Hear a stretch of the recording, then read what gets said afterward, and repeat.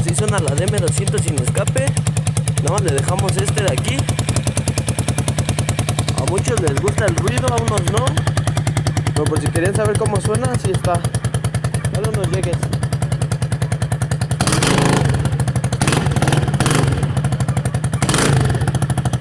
¿La vieron?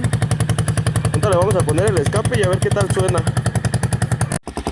Y así ya suena ya con el escape original. Ya se lo montamos. No, le tienes que quitar de aquí, este de aquí y este de acá, este de acá, y ya pues es el escape original. Dale unos lleguesones. A este yo le quité estas tapas y le hice 4 hoyos para que sonara más o menos ronca.